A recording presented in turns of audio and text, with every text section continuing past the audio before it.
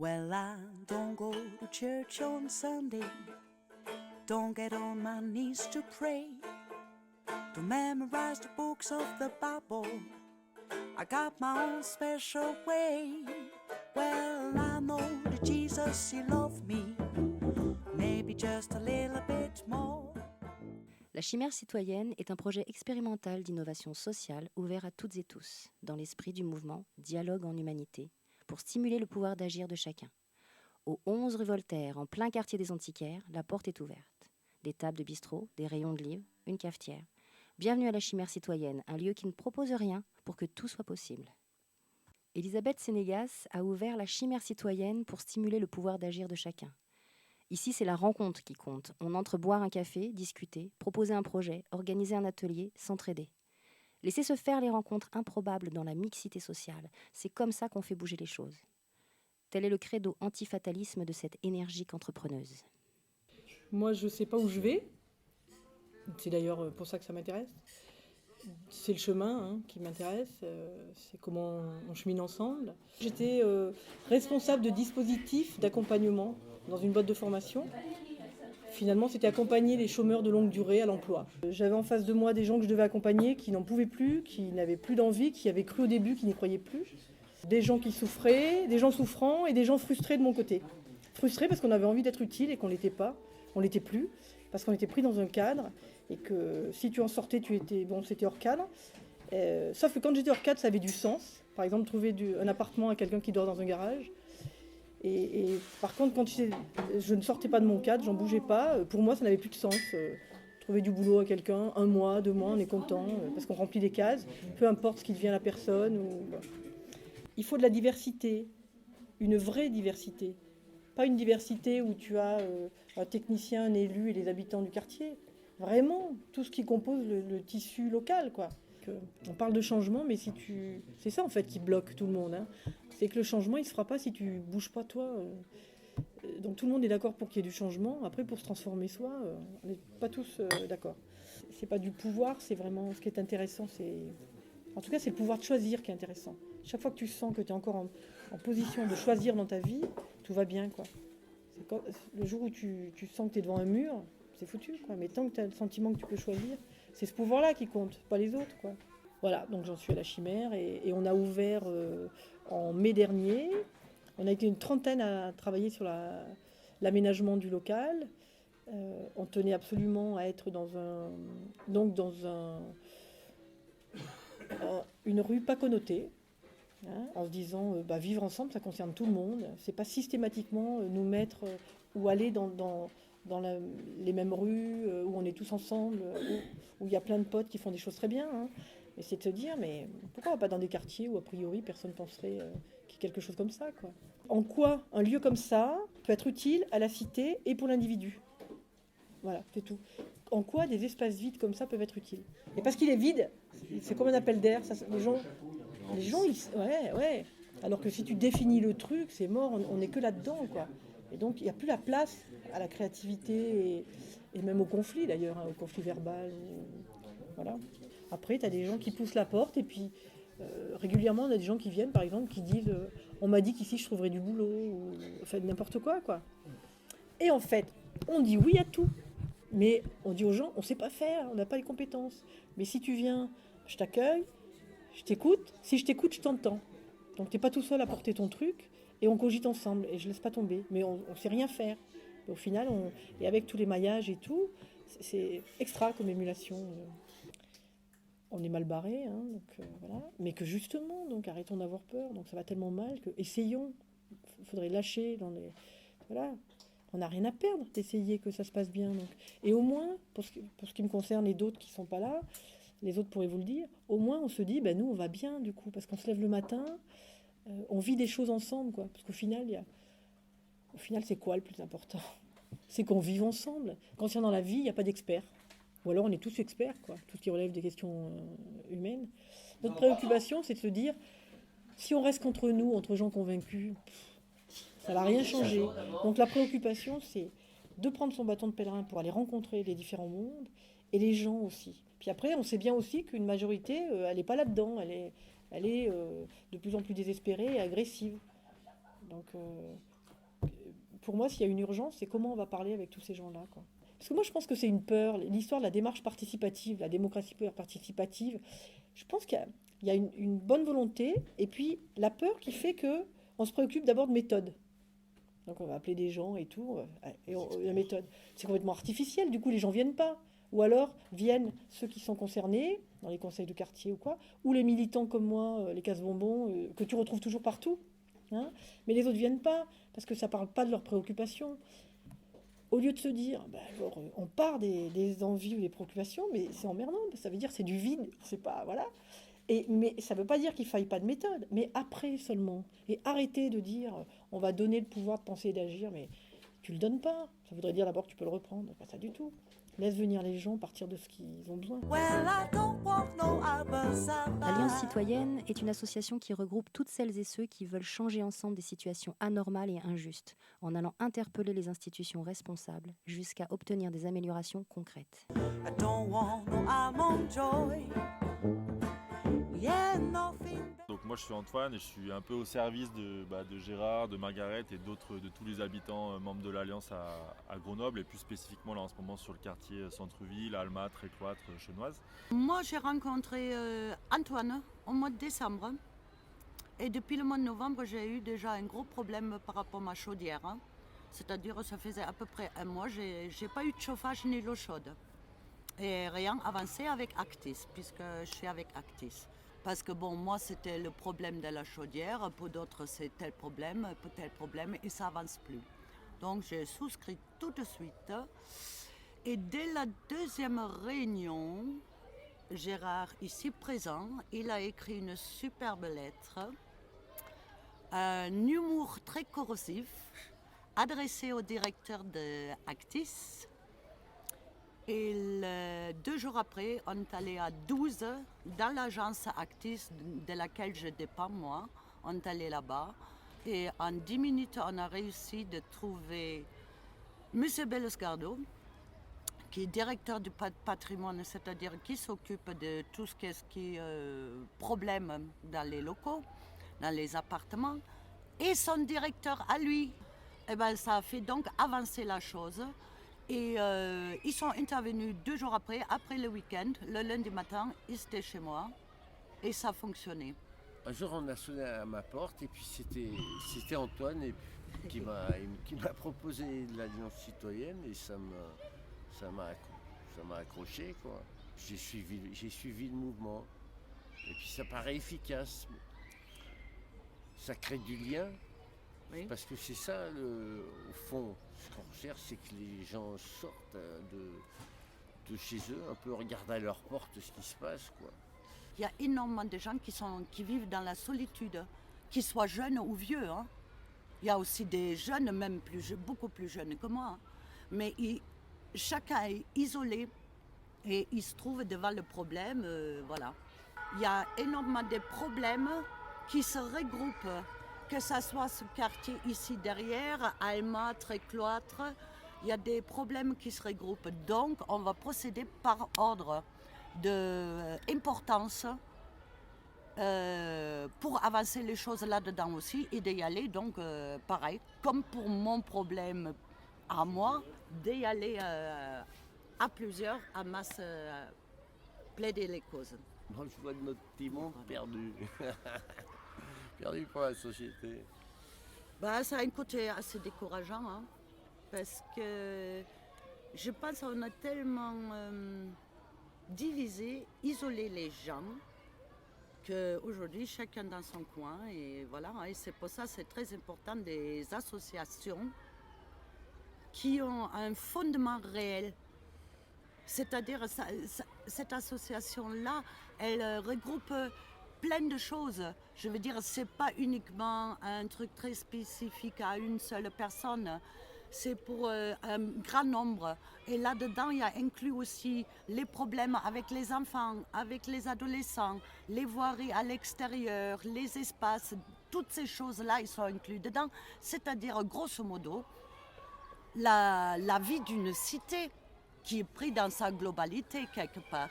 Et ça, c'est très important parce que ça manque cruellement aujourd'hui. Hein. Chacun est regroupé sur soi-même, on se fait entuber de partout, les Goldman Sachs et compagnie, tant que ces trucs-là, ça existera, on l'aura dans l'os.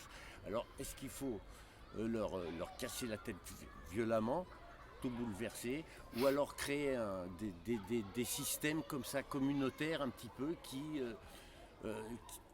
vont s'élargissant, quoi, hein, partout en France, partout sur la planète. Hein, à vrai dire, il y a un mouvement comme ça, et qui se dégage petit à petit de cet autre système de bourse effrénée qui boursicote avec du fric qui n'existe pas, des trucs comme ça, quoi. Et ce qu'on se rend compte, c'est que, comme ils l'ont dit, chacun est avec ses problèmes très concrets, un peu tout seul chez lui. Et moi, mon rôle, c'était au début juste de faire du lien et d'aller sonner à toutes les portes et de dire ah bah, c'est marrant, Gérard, ce que tu me dis. Je l'ai entendu il y a 1 heure chez Margaret, puis je l'ai aussi entendu à l'autre bout du quartier chez un tel ou chez une telle. Ce que ça vous dit, on fait une réunion ensemble et puis on essaie de s'organiser, quoi. Et ben rassemblons-nous et puis essayons de voir ce qu'on peut faire étape par étape pour obtenir des choses concrètement. Si, bon, il y avait une femme qui avait, une vieille Il faut dame, pas qui a raconter. 85 ans, qui, dans ces eaux-là, qui n'avait plus de chauffage chez elle depuis je Non sais pas plus. combien de temps. Pareil. Et rien que donc, quand on a su ça, moi je suis allé tout seul à Actis. Et quand il m'a vu, le type, il a fait tout de suite le rapport avec l'Alliance citoyenne. Alliance J'ai dit, moi je suis citoyenne. pas pour moi, je suis ici pour une vieille dame qui a 85 ans. Le lendemain, c'était plié, quoi. Donc là, depuis 1 an et demi, il y a des alliances dans 5 quartiers à Grenoble. Et du coup, il y a des choses qui se passent à l'échelle du quartier. Donc de chaque quartier, il y a des petites campagnes qui sont en train d'être conduites et qui peuvent être gagnées à l'échelle du quartier. Et puis du coup, il y a aussi des batailles qui vont peut-être se gagner si on se met tous ensemble, carrément avec les membres de TCR, les membres de Avec ABI. les autres quartiers. Bah voilà, en gros, plus on sera, plus il y aura d'adhérents et plus il y aura du poids, quoi, plus il y aura de la force pour pouvoir aller négocier des choses toujours plus importantes avec les responsables locaux ou même pourquoi pas un jour à plus grande échelle, quoi. Ouais. Donc en France, on a été un peu l'Alliance citoyenne, ça a été un peu la première organisation à ma connaissance à vraiment utiliser ces techniques-là qui effectivement sont beaucoup plus utilisées outre-Atlantique, aux États-Unis et au Canada, où il y a des grosses organisations avec des centaines de milliers de membres qui ont pu du coup faire bouger carrément des choses au niveau national. C'est ce que je disais tout à l'heure, il faut prendre de la place. Tentaculaire, tout le monde peut. C'est la seule solution pour survivre. Il y a urgence dans beaucoup de cas. Le nombre, sans le nombre tout seul, je peux l'agiter mon drapeau. Hein. Ça fait peut-être joli, mais c'est tout. Et si on est nombreux, on peut se faire entendre. Ça monte les décibels, ça. Voilà. Sinon, tout seul, on n'est rien. Oui, non, il faut vraiment se mettre en nombre, se rassembler. Mais pour plein d'autres problèmes. Mais effectivement, c'est le logement qui est en premier. On se fait endormir, ils sont balèzes. J'ai une phrase qui me fait du bien, c'est l'utopie est un point que l'on place si loin devant soi que l'on sait ne jamais pouvoir y parvenir, mais au moins en prendre le chemin. C'est un Saint-Augustin. Et si on met ça dans les bases, on peut rêver et puis pourquoi pas tenter, quoi. Well, it's the only thing that can Le keep 38, me up. quartier Saint-Bruno, rue d'Alembert. Lieu commun et espace d'activité solidaire, centre social ouvert à toutes et tous et qui n'est pas géré par la municipalité. Des habitants du quartier ont décidé de créer cet espace en occupant des locaux laissés vacants depuis plusieurs mois et appartenant à la mairie de Grenoble et des propriétaires privés. Nous pensons que pour vivre, notre quartier doit conserver et créer des espaces d'activité solidaire qui répondent aux besoins des habitants. Solène, à l'initiative de l'atelier, animatrice couture au 38, elle partage son savoir-faire et son matériel avec les personnes désireuses d'apprendre. Elle propose un accès à l'atelier pour des retouches ou de la création, tout à prix libre et sous forme de troc.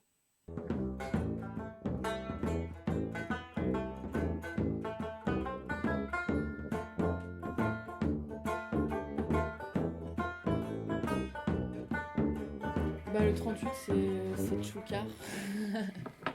Non, c'est un super lieu, le 38. C'est un endroit où du coup, il y a des ateliers, différents ateliers, comme il y a l'atelier vélo, il y a l'atelier... il y a un atelier, je crois, danse, contact, il y a un atelier musique, il y a un atelier... je sais pas exactement tous les ateliers qu'il y a jardinage aussi. Et du coup, c'est des ateliers qui ont lieu quand même toutes les semaines, a priori, et qui sont vraiment ouverts au tout public, en fait. Et moi, c'est ça que j'apprécie dans ce lieu, c'est que la première idée de base, c'était quand même de faire venir les gens du quartier, de faire venir pas simplement les potes, mais ouvrir un peu un plus large réseau, quoi. Et je trouvais l'idée assez bonne. Je trouve qu'à l'heure actuelle, c'est chaud. Enfin, moi, je me retrouve clairement pas dans plein de trucs. Enfin, j'ai pas l'impression de trouver ma place à plein d'endroits, en fait. Et je sais pas réellement, en fait, comment j'aimerais que ça soit, mais j'y crois quand même un petit peu. Enfin, je me dis qu'il y a des gens qui me ressemblent et qui ont envie que ça change, quoi. Ouais. J'ai pas l'impression qu'on soit isolé. J'ai l'impression quand même que ça bouge un peu dans la tête, là, des gens, quand même. Enfin, même le climat, il y a plein de trucs. L'état d'urgence. Il y a plein de trucs qui fait que là, on se dit, mais qu'est-ce qui se passe réellement, là? Enfin, où on va, quoi. Faire quelque chose. Ouais, je pense qu'il faut agir, ouais. Ouais, tout de suite même. Dès maintenant. When the weather gets rough and it's whiskey in a shake, best to wrap your saver up in cellophane. Flows like a big muddy, that's okay. For a mother, I scream for nice buffet. Tous élus au premier tour. Ils en avaient assez que le maire sortant décide seul. Les habitants de ce village de la Drôme ont travaillé pendant des mois à une liste collégiale et ont vécu une belle expérience de démocratie participative.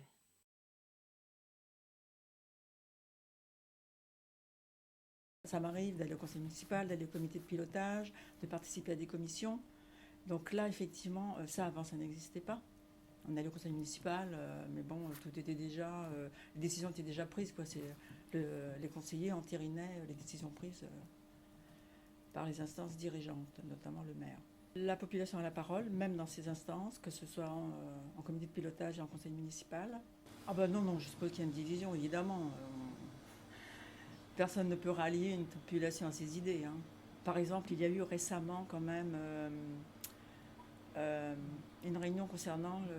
comment ça s'appelait attends, tu sais, le chapiteau qu'il y avait là-bas, ça s'appelait comment Curieuse démocratie, par exemple. Il y avait quand même très peu de Saillançons qui assistaient à ces réunions là-bas. Non, moi je considère que c'est bien parti. Bon, il faut... Sauf que ceux qui sont engagés là-dedans tiennent le coup, parce que je pense que c'est un engagement à fond, quoi. Et moi, je les admire, hein. J'admire leurs compétences, j'admire leur engagement. Moi, je ne pourrais pas faire ça. Je ne serais pas capable. Je pense que ça leur prend tout leur temps, quoi. Mais je pense qu'il y a une solidarité qui se met en place. Déjà. On le voit par des petites structures. Il y a la petite entraide qui se met en place, le forum, maintenant qui est lancé avec l'homme informatique, qui a aussi des actions différentes. Il y a des thématiques qui s'installent par-ci, par-là. Il faut juste espérer que à la fin de cette mutualité, ça perdure. C'est ça le risque. Ça, c'est sûr que ce serait bien que le niveau national il s'inspire de ce genre d'expérience, pour le bien de tous. Et au niveau européen, n'en parlons pas, évidemment. J'arrive à Saillant et en novembre 2013, réunion publique, et je me retrouve avec une bande de loulous qui me propose effectivement de m'impliquer dans les affaires du village, de pouvoir exprimer mon avis, de pouvoir participer aux décisions, et donc j'ai trouvé ça vraiment super. Je me suis donc retrouvée dans le Conseil des sages, qui est donc une instance qui a été imaginée, on va dire, pendant le travail qui a été fait en amont des municipales 2014. Pour être la première mission de ce Conseil des sages, c'est de veiller justement au respect des promesses de participation qui ont été faites par les élus. On s'est rendu compte qu'en fait, au bout d'1 an et demi, on n'était toujours pas identifié par les habitants. Donc les habitants ne savaient toujours pas qui étaient les sages, à quoi ils servaient, pourquoi ils étaient là, à quel titre, quelle était leur légitimité. Voilà. Donc ni par les habitants, ni par les élus, on a vraiment de... Enfin moi je me sens là-dedans, quoi. Il y a un certain flou, quoi. Le fait qu'on vit une expérience, donc forcément on essaye des choses, tout à il y en a fait. qui marchent, il y en a qui ne marchent pas. Je crois que le Conseil des sages, moi depuis le début, je dis que le nom déjà est mal choisi, ça donne pas forcément une image de ce que ça doit être réellement. Parce que c'est pas des sages en tant que sages, c'est plus des gardiens de la méthode, ou je sais pas comment il y a une réflexion à faire sur le nom.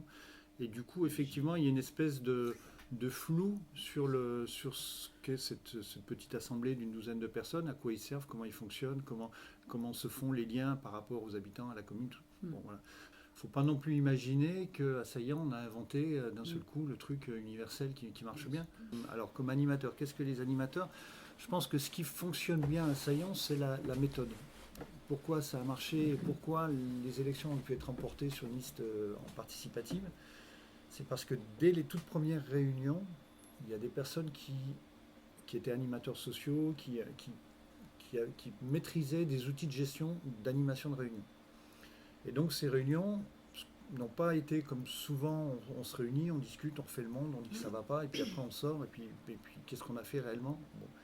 Alors que là, avec ces outils d'animation, ça a permis de structurer les débats, de pouvoir s'écouter, de pouvoir prendre des actes, de se dire, voilà, on a fait une étape, on passe à la suivante. Et les choses se sont construites petit à petit comme ça, mais grâce à la méthode. Je pense que s'il n'y avait pas eu cette méthode-là, les choses n'auraient pas pu avancer. Les élections ont pu être gagnées, et du coup, après, les différentes réunions, parce que faire participer les citoyens, c'est bien, mais comment on fait pour les faire participer, et comment on écoute leurs attentes, et comment on prend les décisions derrière. Donc pour ça, il y a une vingtaine d'habitants du village qui se sont sentis motivés pour animer, c'est-à-dire pour acquérir cette méthode. On a fait des réunions, on a fait des jeux de rôle, il y a différentes choses qui ont permis à chacun de s'approprier la méthode. On ne va pas nous décider de ce qui va être dit dans la réunion, mais on va préparer la méthode et on va savoir que pendant tel temps, on va faire telle chose pour arriver à un objectif qu'on s'est fixé. L'objectif, c'est faire un bilan du travail qui a été fait pendant les 2 ans et puis essayer d'ouvrir derrière sur ce qui pourrait être fait par la suite. Quand la municipalité s'est mise en place, il a été décidé de faire des binômes par pôle, par commission. Et chaque commission est pilotée, supervisée, je ne sais pas comment il faudrait dire, par 2 élus, par un binôme d'élus, ce qui évite d'avoir un élu qui se retrouve avec un pouvoir ou un monopole sur certaines choses. Il y a toujours on espère qu'il y a toujours une espèce de contre-pouvoir en étant à 2. Pareil pour le maire n'est pas tout seul. La première adjointe a exactement les mêmes prérogatives que le maire chez nous. Et du coup, le bilan ne sera pas fait par les élus, mais sera fait par des participants aux commissions, donc des citoyens. Les 2 petits camarades ont tout expliqué, le fonctionnement, le départ, le milieu, la fin, là où on en est aujourd'hui. Je pense que c'est très clair. Moi, donc, je suis une habitante lambda du village. Moi, je crois aux utopies. Donc, du coup, cette histoire de démocratie participative m'a complètement emballée. Et je suis, bien sûr, partie prenante là-dedans, même si je ne pratique pas tout et ne participe pas à tout. Ce qui m'intéresse, c'est le côté politique de cette histoire, quoi. C'est qu'est-ce qu'on va en faire, quoi. Je pense qu'il y a vraiment deux choses différentes. C'est-à-dire qu'il y a cette municipalité qui s'est créée, qui a été élue et qui fonce dès le départ il faut être presque opérationnel tout de suite. Il y a ce qu'il faut résoudre au quotidien, penser au long terme, au court terme, au long terme. Et après, il y a le côté politique. Donc, quand est-ce qu'on va commencer à faire de la politique ? Quand est-ce qu'on va commencer à penser politique dans cette histoire pour que le village entende vraiment qui nous sommes ? Alors, il n'est pas question de convaincre tout le monde, mais j'ai plus envie que les gens entendent, écoutent, entendent, connaissent ces personnes qui nous dirigent, qui nous accompagnent, qui nous guident, qui sont exceptionnel que vous avez rencontré, j'espère, quoi. Non, mais le maire du village, on a une chance. Vous l'avez rencontré Bon, ouf, il faut le rencontrer. Et je dis aux gens qui ne le connaissent pas, mais allez écouter. Mettez-vous dans un coin qu'on ne vous reconnaisse pas si vous ne voulez pas être reconnu, mais allez l'écouter. Et vous verrez dans ce cercle de personnes qui nous guident, qui nous accompagnent, les valeurs qu'il y a, quoi. On parlait de convivialité tout à l'heure avec Marie-France.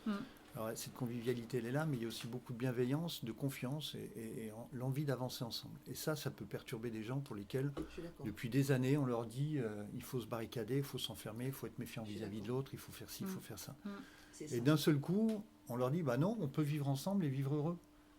Et il suffit pour ça de se mettre ensemble autour d'une table et puis de rêver et d'aboutir les projets dont on a envie. J'ai fait mai 68, enfin voilà, il y a cette histoire-là de révolution extérieure. Après, j'ai vu que ça ne fonctionnait pas vraiment, donc j'étais dans la phase pendant longtemps d'une révolution intérieure. Et maintenant, il faut que je regroupe tout ça ensemble. Et c'est compliqué. Pour moi, c'est compliqué parce que je ne sais pas s'il faut que je m'implique complètement dans un truc politique ou s'il faut d'abord, ou s'il faut que j'aille vers l'ouverture, enfin, en n'employant plus ce mot politique, mais je ne sais pas quel mot trouver, justement. Qu'est-ce qu'il faut trouver comme mot pour arriver à ce que les personnes se rencontrent dans cette bienveillance, cette convivialité. Je pense qu'il y a des gens que ça gonfle, rien que de dire ça, ça les gonfle. J'ai l'impression aujourd'hui que quand on dit politique, on dit automatiquement tous pourris. Ce qui est loin d'être le cas à mon avis. Pour moi, la politique, c'est le vivre ensemble. Comment on s'organise autour d'un village, d'une agglomération pour vivre bien ensemble et que chacun puisse trouver sa place. C'est ça la politique. Déjà, dans une commune normale, les élus disent que ça prend beaucoup s'ils veulent bien faire leur boulot. Là, en démocratie participative telle qu'on l'a imaginée, c'est 10 fois pire. C'est une rééducation qui se fait petit à petit de chaque citoyen. Exactement. Qui se dit ah mais oui, mais je peux y aller, je peux dire mon opinion, elle peut être entendue, elle peut être prise en compte. Et là, c'est chacun qui doit se réapproprier un peu l'impression, enfin le sentiment, le ressenti de son importance dans la vie de la cité et dans les prises de décision. And the weather gets rough and it's whiskey in a shade. Best to wrap your savor up in cellophane. Flows like a big muddy, that's okay. For him all the ice cream or nice parfait. Nous, la majorité, propose aux abstentionnistes, aux antisystèmes, aux indignés, aux votants désespérés et à tous les partisans d'une renaissance de la démocratie de s'unir pour restaurer l'intérêt commun, développer le pouvoir d'agir de tous et construire, loin des partis aveuglés par les luttes de pouvoir, l'alternative citoyenne qui l'emportera sur l'extrémisme en 2017. Philippe Saugier, auteur, compositeur, interprète et impliqué dans de nombreuses initiatives artistiques et festives, est membre fondateur du mouvement Nous la majorité, à l'origine avec d'autres mouvements citoyens de la Belle Démocratie. La Belle Démocratie n'est pas un parti politique, n'a pas de comité directeur, de programme ni de candidat préétabli. En rupture avec la forme et le discours partisan, totalement décentralisé, radicalement horizontal, elle se construit par la mobilisation citoyenne à travers la multiplication d'assemblées locales partout en France. La Belle Démocratie est un projet d'éducation politique, citoyenne, populaire, au sens où il porte des objectifs d'émancipation et de transformation sociale et qu'il met en partage des outils et des modes d'organisation pour tous les citoyens. J'ai beaucoup écrit sur des sujets en fait assez politiques et donc ce qui nous arrive maintenant avec François Pecker et quelques autres autour de Nous la majorité, moi, curieusement, ça relie tout ça, quoi. Voilà. Alors que c'était un peu des fils séparés dans ma vie, là, ils se retrouvent totalement reconnectés. En fait, nous, on a lancé le truc de Nous la majorité de manière extrêmement spontanée. Enfin, tu vois, ça s'est décidé en une semaine et c'est parti très très vite. Et après, dans les jours qui ont suivi, on a constaté que plein d'autres gens à plein d'autres endroits à ce même moment, avaient tenté des choses. Donc il y a eu de la génération spontanée, en fait, de beaucoup de choses autour de la... Là, ça y est, on est vraiment face au mur, quoi. Donc on touche tellement le fond que c'est peut-être le moment ou jamais où on peut voilà, tenter quelque chose, voilà. Cet automne, au moment où on s'est rendu compte qu'on touchait vraiment le fond avec, dans la foulée des attentats du 13 novembre, les premiers sondages qui nous ont annoncé la victoire du Front National dans notre région, on s'est dit, mais peut-être que c'est quand on touche le fond qu'on peut vraiment le mieux rebondir. Podemos, c'est un peu ce qu'on est en train de vivre nous en France, c'est-à-dire que c'est les créatifs culturels qui se sont mis à se réveiller aussi. Bon, c'est le terreau des indignés qui a permis ce truc-là d'éclater. Mais la première fois, moi, c'est un papy dans un village dans les Asturies, un institut à la retraite qui m'a fait mon baptême. J'avais jamais entendu parler de Podemos, c'était le tout début, qui me tombe dessus en me disant c'est la fin de la gauche et de la droite. Et c'est le début de la vraie démocratie. J'ai été surexcité par les lumières que j'ai vues s'allumer dans les gueules des potes espagnols qui ont été dans ce mouvement du démarrage de Podemos et qui m'ont donné pour la première fois moi, de ma vie de citoyen, en fait, cet espoir extraordinaire que par les urnes, c'est possible. Et là, pour la première fois, il y a des mecs qui ont trouvé moyen de réunir ces forces citoyennes, parce que nous, ça fait des années qu'on est dans des mouvements citoyens, mais qui font tout ça le plus loin possible du pouvoir, quoi. L'enjeu, c'est de transformer la façon dont le pouvoir s'exerce, et en fait d'en finir justement avec le pouvoir vertical, pour revenir à ce qui est vraiment la démocratie, quoi. Donc, le citoyen au centre. On lance ce cri de cet appel le 13 décembre au soir, le soir des régionales, on lance l'appel « Nous la majorité ». Et « Nous la majorité », c'est écho au slogan d'Occupy Wall Street, des indignés, de Podemos, les 99%. Et est-ce que ce ne serait pas le moment que nous qui sommes les plus nombreux, on s'organise un peu?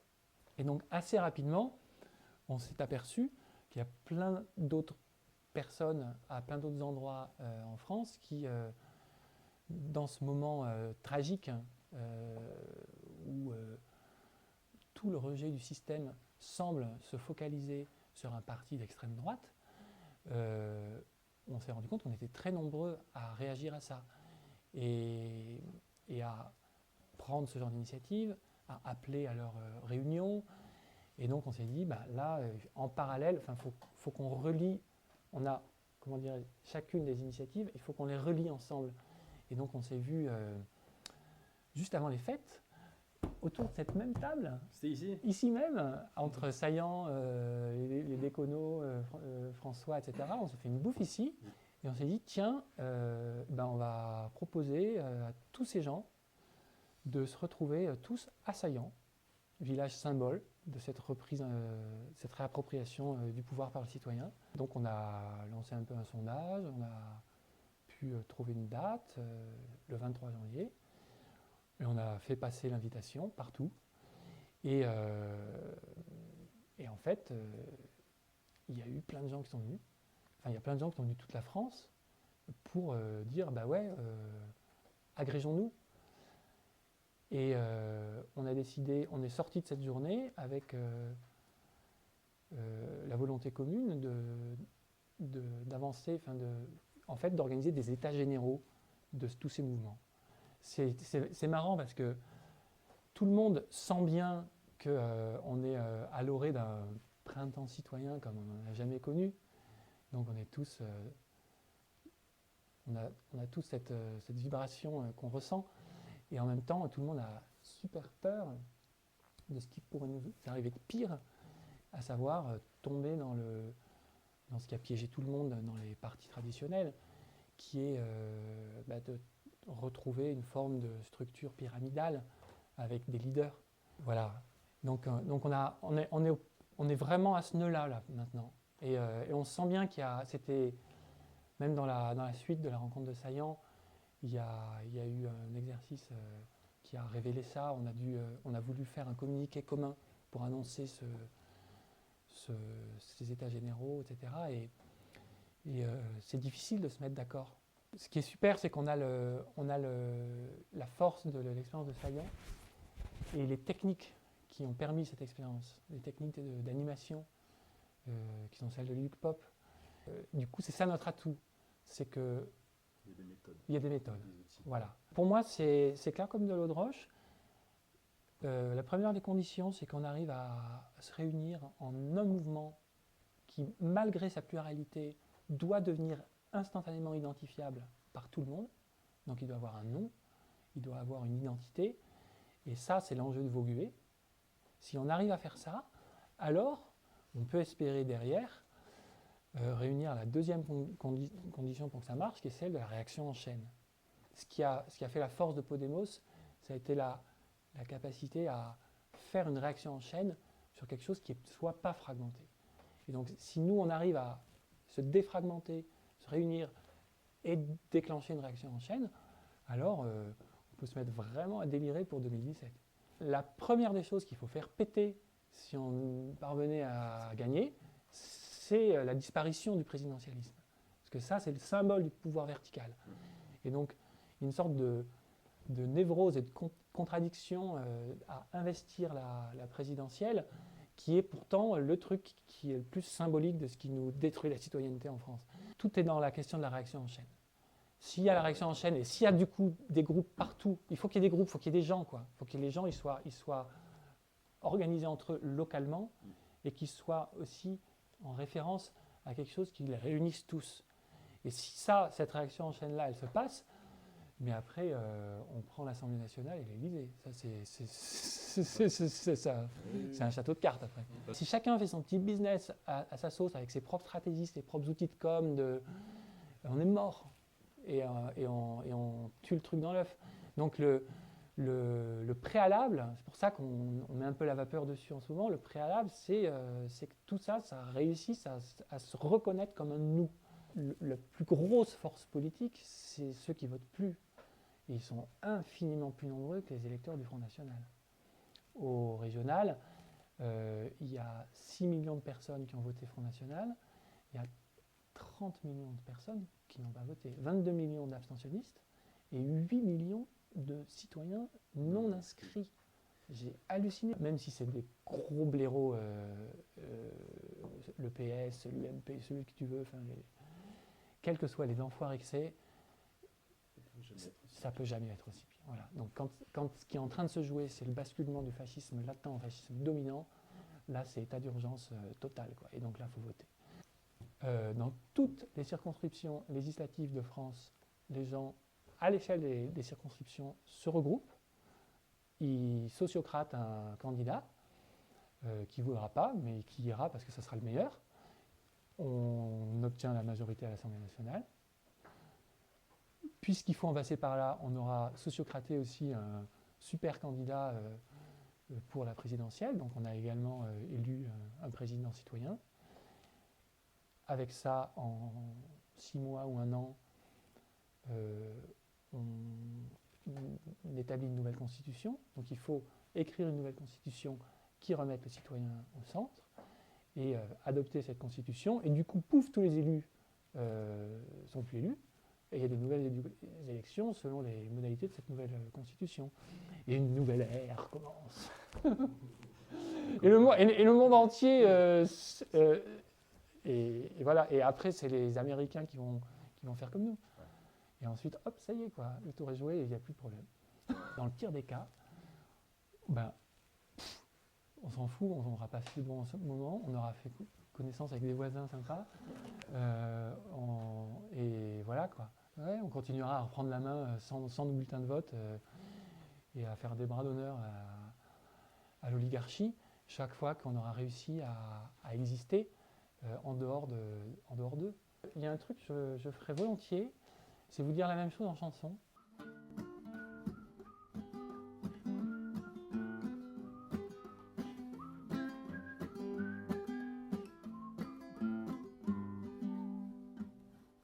Comme un parfum de fleurs légères dans les avenues de Manhattan, comme un grand vent d'hommes et de femmes au milieu des pingouins d'affaires.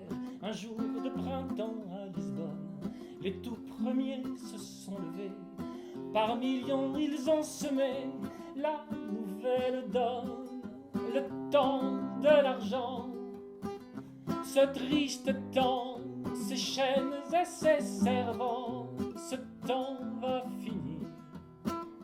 Sens-tu le vent, oh, vois-tu venir le temps des gens, oh, oh, oh, oh, va, va, yadadiyadidi, nadidadiyadadi. Aux quatre coins des terres de France, le cri d'un jeune résistant. Il y a un hôtel, un restaurant là, et il y a un bar aussi, et puis il y a un bar là, 300 mètres à gauche. Là. Le raz de marée s'amplifie, le temps des Le mensonges collectif est Soupe et fini. Bobine organise à Éguian des soirées de projection de films documentaires suivies de débats avec des invités référents sur des questions de société, voir, réfléchir et tenter de déboucher sur des initiatives concrètes. Entre deux, une soupe est offerte pour se restaurer et tisser des liens. Voici l'espoir qui gagne le temps de l'argent. La forme des soupes et bobines aujourd'hui, elle doit dater à peu près de 2012, même si avant il y avait des soirées qui s'étaient déroulées. Voilà. Les soupes et bobines, c'est une soirée où on a un cinéma, un film, suivi d'une soupe partagée, donc d'un temps de convivialité pour échanger, et puis d'un débat, avec si possible soit le réalisateur du film, soit des intervenants pointus sur les sujets qu'on a pu aborder. C'est toujours avec la démarche aller de problématiques globales à localement qu'est-ce qu'on peut faire. Et donc c'est bien avoir une meilleure conscience de ce qui se passe, mais aussi agir localement. Voilà, le rythme, c'est environ les 6 semaines. Il y a au moins 6 séances dans l'année. Et puis de plus en plus, on arrive à alterner avec un partenariat avec le cinéma local de La Ragne pour faire des soirées, films, débats, mais au sein du cinéma. On a à peu près entre 70 et 90 personnes par soirée. Donc on commence à réfléchir sur une idée qui est souvent en germination plusieurs mois auparavant. Et puis il y a d'abord, on approfondit cette idée, on voit la problématique. Là en l'occurrence, puisqu'il s'agissait de parler de la conversion à l'agriculture biologique, on a pensé qu'il était intéressant d'intéresser aussi des agriculteurs qui étaient en conventionnel. Bon, on souhaite faire une certaine information, et on souhaite déboucher sur une action pratique. Le problème étant que le débouché pratique n'est pas toujours évident. Et souvent, quand on prend un thème et qu'on essaie de déboucher sur une action pratique à partir de ce thème, les gens qui sont presque mobilisés sur le thème, sur un thème déterminé, sont souvent les mêmes qui sont presque mobilisés sur un autre, c'est-à-dire qu'ils risquent de fonctionner sur un petit groupe de convaincus. Mais alors, je crois qu'on arrive à une étape importante, peut-être aujourd'hui, c'est-à-dire, après le temps de l'indignation, c'est important, il y a eu un temps de proposition et de création. J'aime bien comparer, mettre en parallèle peut-être les deux petits ouvrages, qui a été l'ouvrage de Stéphane Hessel, Indignez-vous, et puis maintenant l'ouvrage d'Edgar Morin, avec un artiste italien, j'oublie son nom, hein, qui dit « Impliquons-nous », comme s'il y avait, si après le temps de l'analyse, du repérage, des choses qui sont quand même de l'ordre, qui sont quand même supportables, était venu le temps de favoriser des actions signifiantes localement. L'indignation, la création, la proposition, quoi. Il y a une transition qui est déjà là et qu'il faut stimuler encore. Et c'est pareil, je vois, encore je lisais ces jours-ci un article sur la monnaie locale à Strasbourg. Bon, ben, il y a des communes qui ont fait un travail déjà tout à fait pertinent, qui sont engagées dans des processus d'échanges financiers qui nous arrachent aux griffes d'un monde bancaire pour nous dire ben, on peut favoriser une vie économique qui ne dépende pas des grands intérêts de nos banques. En fait. Et ça, je trouve que ça fait plusieurs domaines. Il y a d'autres domaines qui expriment déjà une transition qui est en route. En fait. Au lieu de programmer une conférence, un débat, on cherche quels sont les acteurs locaux impliqués et qui vont pouvoir témoigner de ce qu'ils font pour entraîner, pour mettre en réseau. Voilà. J'espère que c'est une évolution qu'on va arriver à poursuivre. Il y a 4 ans, on a fait une soirée sur la finance, donc sur la dette, le système financier, les paradis fiscaux, etc. Et à partir de là, une initiative s'est créée de constituer une cigale, un club d'investisseurs pour une épargne locale alternative solidaire, et qui fonctionne depuis ce temps-là. Et donc il y a eu l'occasion déjà d'intervenir localement pour apporter une contribution financière ponctuelle sur tel ou tel projet. Mais il y a eu aussi un petit projet grandement inutile ici de piste forestière de 20 km qui allait s'ouvrir dans une magnifique forêt. Et la mobilisation qui a pu avoir, enfin, l'écho qu'a pu donner Soupe Bobine à ce qui se passait ici a permis une mobilisation s'amplifier et qui a abouti. Parce qu'il y a un des aspects des soirées Soupe Bobine qui sont les brèves du Bêche, où on donne des informations sur ce qui s'est passé en lien avec les thèmes qui ont été abordés. Et sur les mobilisations, les actions, les soutiens à apporter à des choses qui ont touché aux thèmes qu'on a pu traiter. C'est sûr que c'est la mise en réseau qui permet aussi tout ça.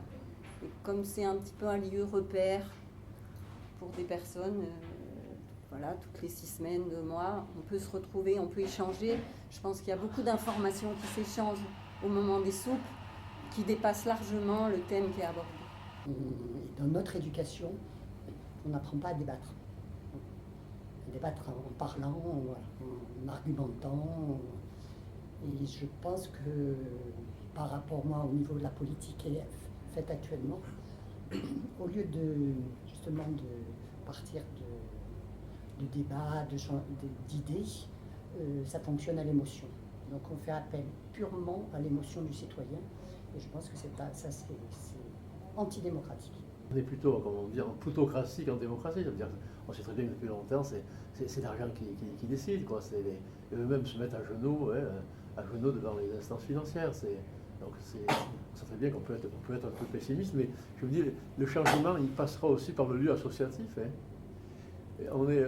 C'est peu de choses, mais c'est peut-être le catalyseur qui peut aussi permettre qu'un jour des politiques se réveillent, que des dynamiques soient proposées, qu'on revienne à une véritable, qu'on aille vers une démocratie réelle, quoi. Alors que là, il y a une espèce d'abandon. On abandonne, nous on peut abandonner à nos élus, puis nos élus ils abandonnent à des instances financières, et puis c'est comme ça que la démocratie est mise à mal, quoi. Et un collectif de citoyens spontanés, ce que j'ai vu, c'est que ça fait peur. Et là, il y a les élus qui commencent à bouger, pour justement encadrer ces collectifs. Et je trouve que dans le coin, oui, il y a ces collectifs qui sont prêts à se lever. En fait, les élus ont peur. De même qu'ils ont peur des collectifs, ils ont peur des citoyens, en fait. Et c'est là aussi qu'on voit qu'à quelques-uns, on peut faire changer les choses plus qu'on ne le pense, en fait. C'est ce qu'on essaye de faire. Et que d'autres font aussi, c'est ça. L'objectif de ces rencontres, c'est pas simplement de débattre, même si débattre est extrêmement important, car nous sommes tous différents, nous ne sommes pas fabriqués, faits pour être d'accord a priori. Je crois qu'il est important d'échanger, d'argumenter, de se comprendre. On vit une telle période de confusion où les mots sont un peu par-dessus les têtes. On nous parle de démocratie alors qu'on est en état d'urgence. Bref, je ne peux pas développer, mais je veux dire que c'est une confusion qui est un peu inquiétante. Donc c'est vrai que l'objectif des soupes et des bobines, c'est aussi de clarifier dans nos têtes ce qui se passe pour mieux comprendre les choses, mais aussi pour que cela débouche sur des actions concrètes, des initiatives et des solidarités. Aujourd'hui, c'était justement une soirée plus positive pour dire, bon, alors s'il y en a qui ont dans l'idée une conversion, un changement, une modification, est-ce que ça peut être soutenu? Donc on va voir le film La phase bio de la République. Donc l'agriculture biologique, elle fait partie pleinement et totalement de cette ambition globale et générale qui consiste à combiner et à allier la dimension économique et la dimension écologique. Moi, en tant que producteur bio, je fais jovial avec un conventionnel qui fait le même que moi, d'un point de vue économique. C'est-à-dire je tire autant de revenus que lui. Je suis nettement plus compétitif que lui, parce que lui, après, si on lui adosse toutes les charges de traitement des eaux, de purification de l'air, si ça existe, enfin, ça va lui coûter vraiment cher. À lui et surtout à la société.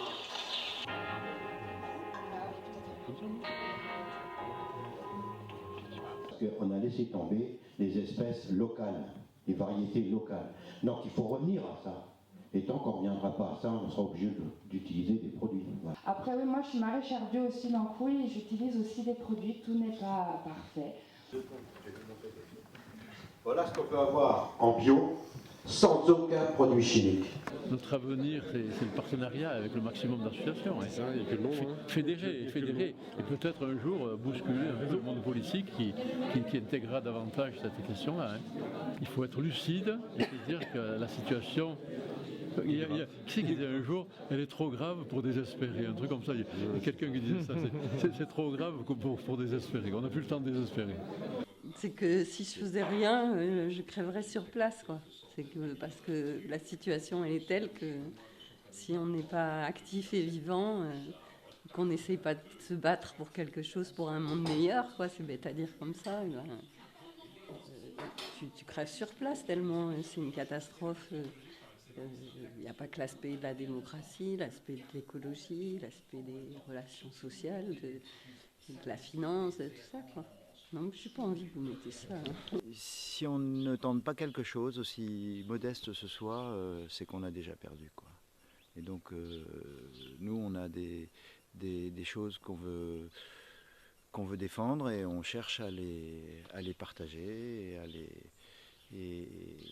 et à les faire comprendre aux autres. Voilà, c'est un peu ça qui nous motive et qui nous intéresse. Sens-tu le vent? Oh, vois-tu venir le temps des gens? Oh,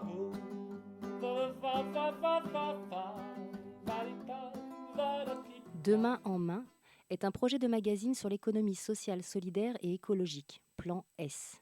Le fondateur de l'Âge de Fer, Alain Duez, a imaginé un outil papier qui se fasse le relais de son plan S, Demain en main. Sous-titré le magazine de l'économie juste, le mensuel ambitionne de faire savoir au plus grand nombre qu'un autre modèle économique est possible. Il se construit à partir des mêmes ingrédients qui ont fait la recette de l'Âge de Fer, la coopération citoyenne comme relais de diffusion et de maillage du territoire. Avec un prix de vente symboliquement fixé à 20 centimes d'euros, chaque coopérant est invité à s'abonner pour 6 € et à revendre ou distribuer les 30 exemplaires correspondants auprès de son entourage. Objectif, 300 000 exemplaires. Alain Duez est un ancien entrepreneur du bâtiment, inventeur du concept Artemis, un support de mécanisation qui doit permettre à 3 ouvriers seulement de construire en 1 mois une maison à étage. Il a mis au service du plus grand nombre son esprit d'entreprise pour publier et diffuser d'une façon insolite le journal L'Âge de Fer, qui témoigne des expériences alternatives en matière de réappropriation de l'économie, de création de liens sociaux, d'écologie et d'engagement citoyen. Être écologiste aujourd'hui, c'est aller dans le sens de la déconsommation. Or, on ne nous pousse qu'à la consommation. Donc, c'est de modèle économique qu'il faut changer. C'est ici le berceau de l'Âge de Fer. C'est ici que l'Âge de Fer est né il y a 10 bonnes années maintenant, voilà. Et je me rappelle très clairement, je me suis dit, en démocratie, il faudrait que le Canard enchaîné soit distribué gratuitement dans les boîtes aux lettres. Et il se trouve que quand, en 2001, Sortir du nucléaire a publié un journal de 16 pages titré « L'aberration », pour faire effectivement une critique du nucléaire à grande échelle, puisque ce journal unique est sorti à 1 million d'exemplaires. J'ai appris qu'un 16 pages comme ça, en format A3, il les avait payés 43 centimes de francs l'unité, papier plus imprimerie, donc rien du tout. Et il était marqué 5 francs, on était encore en francs à l'époque, ça s'adressait au grand public, et moi j'ai vraiment l'obsession du grand public. Et donc j'ai découvert que je me suis dit, qu'est-ce qu'on attend pour utiliser ce genre de support? Et l'Âge de Fer était parti dans ma tête. C'est complètement pour moi aberrant que l'on attache aussi peu d'importance à cette énormité qu'est la désinformation, qu'est cette mainmise sur l'opinion par les puissants, quoi. C'est grâce à ça qu'ils règnent sur le monde. Aller se battre contre Bouygues, Lagardère, Dassault et compagnie, attends, c'est pas la peine. Moi, est-ce que vous attendez quoi, que Hollande il les convoque et qu'il les punisse, hein? Tu vois, je veux dire, tu perds ton temps là. Mais non, mais tout ça c'est bien, mais c'est entre convaincus si tu veux. Ça ne sort pas des cercles de convaincus. Donc moi c'est clair qu'aujourd'hui, il faut continuer à faire ce qu'on fait. Je ne suis pas en train de dire qu'il ne faut pas le faire. Mais dans le même temps, utilisons cette possibilité qu'on a de créer des médias à petit prix. Je n'étais pas du tout spécialiste, mais quand j'ai su que des supports papier étaient si peu chers en imprimerie, en acheminement par la poste et tout, je me suis engagé complètement. Aujourd'hui, je peux affirmer que le seul obstacle à l'existence de ce genre de médias papier grand public, c'est de leur donner une visibilité supplémentaire. Par contre, si je le mets par petits paquets dans un présentoir en carton de ce genre-là, chez le boulanger, à la mairie, sur la salle d'attente du médecin et compagnie, ben les gens ils vont le voir, la couverture va leur parler, ils vont mettre leurs 30 centimes et ils vont partir avec leur magazine. Et tous les mois, je fais mon tour, je réapprovisionne, je récupère les sous dans la tirelire et le tour est joué. C'est d'une simplicité déconcertante. Il n'y a pas de solution aux graves problèmes auxquels on est confronté, écologiques notamment, mais pas que, dans le cas du modèle économique actuel. C'est incompatible. Ce qu'il faut changer aujourd'hui, ce n'est pas compatible avec un système qui nous pousse à consommer alors qu'il faut déconsommer. Donc, il faut autre chose, et l'autre chose, il n'y a rien à inventer. L'ESS aujourd'hui pèse 8% de l'économie française. Et rien n'empêche de dire dans 20 ans, elle pèsera 30%, 35%, si on crée les conditions d'un fort développement. Or, le premier obstacle à ce développement, c'est la méconnaissance qu'en ont la majorité de nos concitoyens. D'où l'idée de dire on va faire un plan, le plan S, pour faire connaître de manière volontariste ce modèle économique. Donc de main en main, c'est un magazine mensuel et national qui va donc faire la promotion de l'économie sociale et solidaire, mais pas seulement, il va aussi amener des lecteurs pas sensibilisés à comprendre que le système actuel, il n'est pas viable et qu'il faut en changer et qu'il faut remettre en question nos modes de consommation et tout. Enfin, c'est quand même des démarches qui sont lourdes, mais qu'il faut absolument arriver à réussir, parce que sinon, c'est la catastrophe. On s'est fixé comme date de sortie janvier prochain, 2017, comme étant une date butoir. Par ailleurs, on est quand même l'association L'Âge de Fer, donc membre fondateur du collectif pour une transition citoyenne, qui depuis 3 ans regroupe aujourd'hui une vingtaine d'associations, et pas des moindres, toutes nationales. Ce qu'il faut comprendre aujourd'hui, c'est que on a besoin de toutes les sensibilités. Pour régler certains problèmes de fond, on a besoin du nombre. Et on a aussi besoin de la diversité des sensibilités. Aujourd'hui, la démocratie est confisquée à travers les médias qu'on a. La liberté de l'information, c'est que dalle en face de l'absence de pluralisme. Quand tu sais que 95% des médias actuels sont dans les mains d'une poignée de milliardaires, que pèse en face de ça la liberté de l'information? Donc, de main en main, ça se veut la première étape d'un édifice à construire ensemble. Et moi, ce que j'espère, c'est démystifier, c'est donner confiance pour que derrière, il y en ait d'autres qui se créent en mettant aussi de la diversité. Mais à partir du moment où les gens ils auront découvert qu'on peut produire de l'information sur des supports qui ne coûtent rien, il faut qu'il y ait un citoyen qui dise « Ok, je réceptionne et je donne la visibilité que le système classique ne peut pas donner. » Parce que c'est même pas réalisable, c'est même pas une question de sous, alors il faut y mettre une fortune. Et moi, je ne vois pas d'autre solution que de reprendre en main dans notre économie, de redevenir actionnaire de notre économie de plein de façons. Ce n'est pas une économie anticapitaliste, l'ESS. C'est une économie où le capital il est dans les mains de coopératives qui considèrent que l'activité, le rôle d'une entreprise, ce n'est pas de gagner de l'argent à travers la rémunération du capital, mais à travers les salariés qui gagnent leur croûte, à travers l'entreprise qui investit, qui renouvelle son matériel, qui fait la recherche, tout ça, quoi. Et le capital, dans une scope, le capital que tu mets en arrivant en tant que salarié, eh bien, si tu t'en vas 5 ans, 10 ans, 20 ans après, tu repars avec ton capital sans plus-value. Et tous les ans, tu touches un petit dividende, si tu veux, qui est discutable, mais qui n'est pas une rémunération de capital, quoi. Tu vois, c'est le goût de la vie, quoi. C'est l'actualisation de ton capital. Et c'est très bien comme ça. Et ça fonctionne. Les salariés des scopes, ça leur convient très bien. Donc multiplions les scopes. Aujourd'hui, arriver à mailler le territoire de pôles d'animation pour vulgariser le SSE dans le cadre du collectif citoyenne, pour moi, c'est indispensable et ça peut avoir une puissance d'action et de résultat, bien entendu, considérable. Mais il faut que tous les membres jouent le jeu. Sens-tu le vent? Oh, vois-tu venir? Le temps des gens.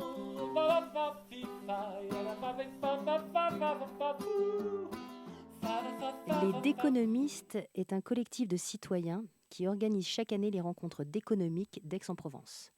Celle-ci rassemble économistes, journalistes, écrivains, qui portent un regard critique et proposent des solutions alternatives à la pensée unique diffusée par les médias dominants. Ces rencontres se tiennent le premier week-end de juillet. Les déconos sont organisés en commission, encadrés par des référents. Dany Bruet est quelqu'un de rafraîchissant dans le monde de la politique locale. Président du parti de la choucroute de Marseille, libertaire, à ne pas confondre avec anarchiste, il prône un nouvel ordre économique qui couperait le cordon ombilical avec le monde de la finance et ses banquiers qui l'abhorrent. On avait le cercle des économistes qui organisaient les rencontres économiques ici à Aix-en-Provence. Et nous, ça faisait plusieurs années qu'on se disait, mais il faut qu'on leur amène la contradiction, ou en tout cas qu'on aille à leur secours intellectuellement, parce qu'ils étaient secs, quoi. Tu vois, c'était toujours... il faut moins d'État, la main invisible du marché, il faut réformer le code du travail, et puis sorti de là, il n'y avait plus rien. Et en mars 2012, il y a un article de Renaud Lambert dans le Monde diplomatique, titré donc Les économistes à gages. Et il expliquait que les économistes qu'on voyait sur les médias dominants n'avaient plus rien d'économistes, c'était des banquiers. Ils avaient des responsabilités de banquiers. Donc moi, je termine l'article, j'appelle tout de suite Renaud Lambert et je lui explique, tu sais Renaud, ça fait des années qu'on a envie d'amener la contradiction au cercle des économistes. Donc si tu veux, si tu acceptes, on fait une conférence. Mais l'idée c'était simplement une seule conférence. Quand je suis allé dans le bureau de Serge Halimi, il y avait Gilles Balbastre. Donc Gilles a dit mais moi je viens, pour ça je viens. Serge Halimi dit je viens et Renaud Lambert dit bah, naturellement je viens. Et je pense que si on s'y met à 3, il y aura aussi Frédéric Lordon. Donc on s'est retrouvé immédiatement avec un truc tu vois, qui était dimensionné. Et donc voilà comment c'est parti les rencontres d'économie. Et quand on s'est retrouvé avec ça, on s'est dit bah, on va le formater comme les rencontres économiques. Ils font 3 jours, nous on va faire 3 jours. Et on était au mois de mars, donc on a organisé le truc en 4 mois. Donc ça a été formidable. C'était carrément la démocratie à l'état pur pratiquement. Je peux le traduire comme ça. Ah oui, on a immédiatement traité des thèmes que de l'autre côté, ils n'avaient jamais entendu parler. Tu vois, le revenu maximum autorisé, c'est un truc dont ils n'avaient jamais entendu parler. Tu vois, le partage de la richesse, alors ça, ils savaient ce que c'est, mais ils voulaient surtout pas. Si, ils connaissent bien, mais oui, donc 62 personnes qui se partagent ce que la moitié de la Terre a, ça leur va très très bien, tu vois. Donc il y avait, on a traité aussi le désarmement des marchés financiers, alors que c'était des banquiers. Donc tu vois, là, ça leur convenait un peu moins. Je voudrais quand même dire que pour moi, ça a démarré en 2006.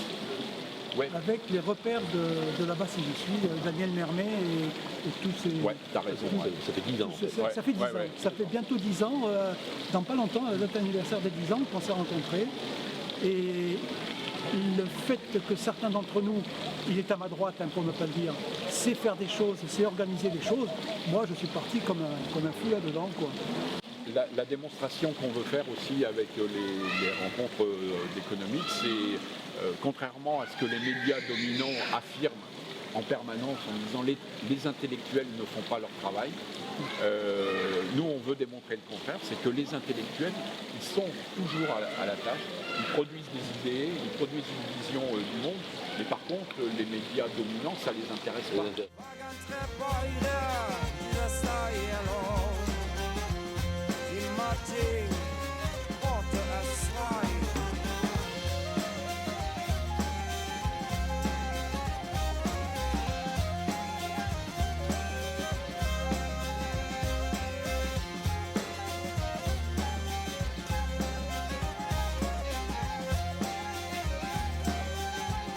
On va passer à la Messonne. Manu Théron, héros du renouveau occitan, chanteur de l'Au-Cor de la Plana, plonge aujourd'hui avec bonheur et érudition dans le répertoire des troubadours, et plus particulièrement dans leurs poèmes satiriques et contestataires, les Sirventes. En 1995, Manu Théron et Barbara Hugo forment Imontanari, duo qui puise son répertoire dans le large patrimoine méditerranéen. En 1996, avec l'arrivée de Samuel Carpiegna, fondateur de Dupin, Le groupe devient Gachampega, signifiant en maçonnerie faire du mortier ou encoller, et plus généralement à la va-vite. Gachampega a percuté la musique occitane de plein fouet. Alors je me permets de vous couper parce qu'on a très peu de temps et j'aimerais qu'on réaxe le débat autour je dirais, le militantisme et à la fois... Mais l'occitan... En quoi l'occitan L'occitan, c'est la base du réveil du mouvement occitan dans les années 80, ça a été le castanisme, ça a été l'apport de quelques théoriciens qui ont décrété qu'en fait, il y avait, avant de penser à la décentralisation, tout ça, il y avait une révolution culturelle à faire en France. Marcel Félix Castan. Marcel Félix Castan disait que la culture française n'était rien sans l'occitan, ce qui peut sembler complètement dément, mais en fait, si on suivait un peu sa pensée, on ne pouvait que agréer cette assertion, ce prédicat. Donc, Félix Castan qui disait qu'on n'est pas le produit d'un sol mais de l'action qu'on y mène. Absolument, et surtout qui mettait en rapport la civilisation des troubadours avec la naissance d'une culture qui n'était pas basée sur le clivage vertical tel que la concevaient les tenants de la décentralisation culturelle d'alors, c'est-à-dire qu'on avait vraiment une hiérarchie dans la culture. Il y avait d'abord la culture académique, ensuite les expressions qui étaient issues de cette culture académique, donc dans le théâtre, la musique, etc. Et puis en dernier recours, en dernier moyen, il y avait quelques reliquats de culture populaire, dans la musique actuelle ou dans la musique traditionnelle. Mais ça, dans la pensée de la culture de l'époque, c'était vraiment des espèces de voix de garage ou des voix sans issue. Or, avec Castan, on découvrait que ces voix-là, en fait, étaient des voix royales, étaient des formes de pensée du territoire qui étaient inédites, parce qu'elles mettaient en valeur non seulement le territoire, mais la culture qui s'était construite dessus depuis des millénaires ou des siècles. Donc le rapport au travail, à la vie quotidienne. Le rapport surtout à l'élaboration d'un territoire, l'élaboration de la culture d'un territoire depuis des siècles. Et comment cette élaboration-là, on ne pouvait pas en faire, on ne pouvait pas l'éluder pour ne penser la culture que comme une entreprise de colonisation depuis Paris de territoires incultes ou acculturés. Et en fait, on s'est rendu compte que nous n'étions pas incultes et que nous n'étions pas acculturés. Chose que nous ignorions, moi j'ignorais. Là-dessus, moi ce qui m'a beaucoup plu là-dedans, c'est que du coup, c'était un militantisme, mais c'était aussi une espèce de melting pot où plein de gens pouvaient avoir des choses à dire, et des gens de toute origine, et aussi des gens de toute formation, on va dire, et pas simplement des gens issus des milieux académiques, et qui sont des choses qui font que les gens se rencontraient autour de pratiques communes. Ils ne se rencontraient pas uniquement autour de débats ou autour de la politique politicienne, mais se rencontrer autour d'une vraie idée politique axée et sur la culture et sur la rencontre. La forme la plus, on va dire, la plus avancée de ce courant-là, c'était ce qui se passait à l'époque autour de Massilia et de Fabius, où il y avait vraiment des gens de toute origine et surtout des gens de toute forme de compétences. Il y avait des grands universitaires, des linguistes, si tu te rappelles de Michonic par exemple, qui était très souvent convoqué par Claude dans des débats. Et il y avait aussi juste des praticiens. Ça pouvait être des musiciens baouls du Bengale, ça pouvait être des musiciens brésiliens aussi, mais aussi des musiciens occitans. Et ça, c'était intéressant de voir ce multi-pop fonctionner. Il fonctionnait en dehors aussi du milieu occitan, qui était un milieu, on va dire, militant classique, un peu comme n'importe quel milieu de gauche, mais il fonctionnait dans la rue. Et tous ces débats avaient lieu dans la rue, et tout le monde intervenait, tout le monde proposait. Et il y avait de la vraie proposition parce qu'il y avait... Parle beaucoup au passé. Il y avait, oui, parce que ça s'est arrêté. Il y a eu une forme de lassitude par rapport à ça, mais c'est normal, ça arrive très souvent. Mais ceci dit, ça a représenté pour beaucoup de gens une avancée énorme dans la perception de chez eux. Parce qu'on était en France dans une perception chez nous qui était périphérisée. À partir du périphérique, tout le monde était en dehors du mouvement culturel. La Provence, c'est un montage. C'est un montage fantasmatique Ça a commencé vers 1900. Il y a eu quelques personnalités, Frédéric Mistral, Marquis de Baroncelli, qui ont inventé les gardiens, qui ont inventé l'Arlésienne, qui ont inventé tout ce qui aujourd'hui serait le folklore de cette région. C'est une invention totale. Et c'est une invention faite par des gens qui étaient extrêmement rétrogrades. Et voilà, des gros ringards qui ont inventé un folklore pour une région. Et cette région y a adhéré à un moment donné. C'est pas n'importe quand que la région a adhéré à ce folklore, c'est sous Pétain. La région a été obligée de correspondre à ce folklore. Et aujourd'hui, voilà, nous, ce qu'on essaye de dire aussi quand on fait de l'occitan dans cette région, c'est que ce folklore, il correspond à rien de ce qui nous touche, nous, dans notre culture. En occitan, on a une activité littéraire depuis 1000 ans qui est extrêmement, on va dire extrêmement active, extrêmement fournie, mais le problème, c'est qu'il y a très peu de lecteurs. Alors que des musiciens, il y en a de partout, et surtout les musiciens sont écoutés. Et donc beaucoup de gens dans le milieu occitan ont pris les musiciens pour des porte-paroles, parfois des porte-drapeaux aussi. Et c'est ce qui est un peu plus gênant, mais beaucoup de concerts se sont transformés en tribunes, mais en tribunes joyeuses. On ne faisait pas de la politique sur scène. On invitait les gens à un mouvement, à entrer dans une dynamique. Ils racontaient surtout que, en fait, les classes populaires en France ont une histoire, contrairement à ce que le milieu académique peut faire. Dans la même logique, aboutir à la chanson de la plaine. Ah, maintenant, oui, ben ouais, parce qu'il y a le quartier dont je suis issu, qui s'appelle la Plaine, qui fait l'objet d'une opération, on va dire, de requalification, mais qui est une opération lamentable, pensée un peu de façon avec de briques et de broc, avec 2 ans de travaux et 11 pauvres petits millions qui serviront à faire 18 trottoirs et 5 lampadaires. Mais tout ça va bloquer le quartier pendant 2 ans et faire qu'il n'y aura plus de marché, faire qu'il n'y aura plus toute la dynamique qui fait que ce quartier... C'est l'objectif. L'objectif est vraiment de rompre totalement une dynamique, de la fracasser pour installer autre chose. Voire rien. Ils organisent des fausses concertations où ils proposent aux gens 2 types ou 3 types de solutions, et ils refusent toutes les autres, ils veulent que les gens ne discutent que les 3 types de solutions qu'ils proposent eux. Donc c'est plus de la concertation, c'est la démocratie participative, mais pensée par la droite, c'est-à-dire vous avez le choix entre la peste, le choléra ou la guillotine. Dites-nous ce qui vous amuse en fait. Et les gens devaient dire qu'est-ce qui les amusait là-dedans. Et finalement, ils sont rentrés dans la dernière séance de concertation en hurlant la chanson pour la reprise. Et en faisant trembler, c'est marrant d'ailleurs, en faisant trembler les murs du conservatoire, et en faisant de la musique académique marseillaise, en faisant résonner ces murs-là d'une chanson populaire qui dit « Touchez pas à notre quartier ». Alors je vous fais juste le premier couplet, le refrain, ça fait... Voilà bien 150 ans que ça dure, qu'on nous détruit nos rues et nos quartiers. Bourgeois nazis, pour cette forfaiture, n'ont jamais eu à se faire prier. Mais à la plaine, on résiste, on perdure.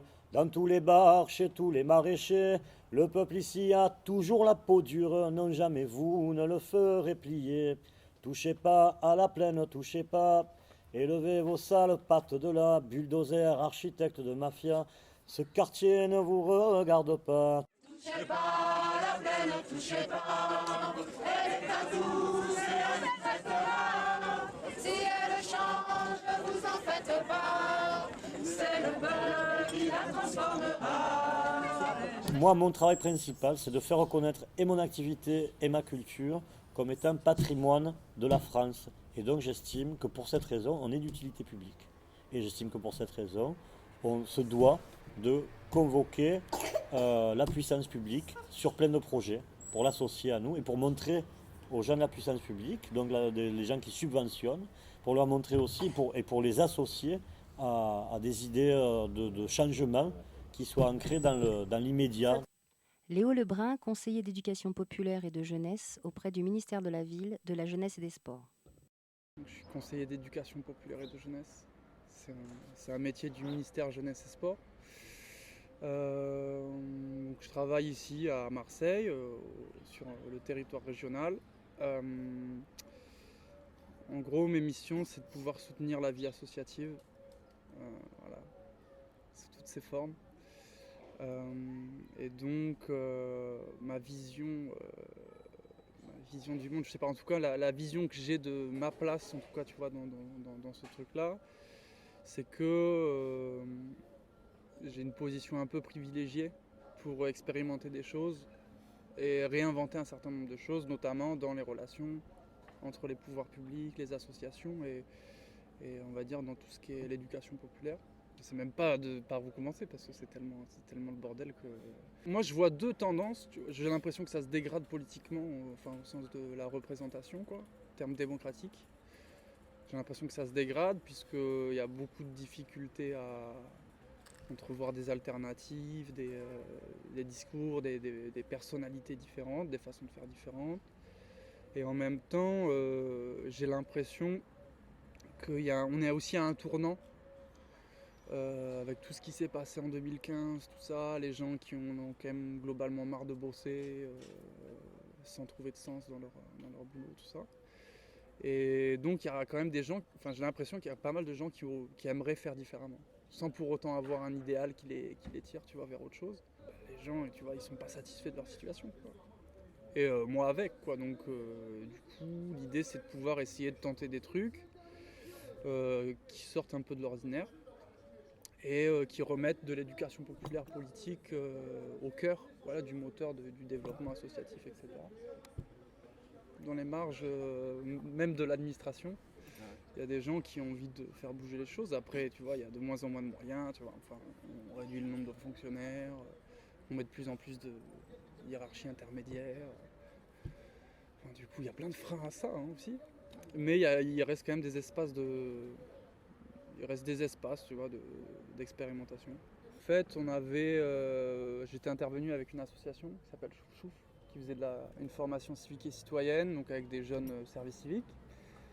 Et en fait, dans cette formation, il y avait vraiment des jeunes, mais très militants, pas du tout satisfaits de ce statut un peu, parfois un peu borderline, tu vois. Et en fait, on a organisé un entraînement mental, en fait, avec deux de ces jeunes-là.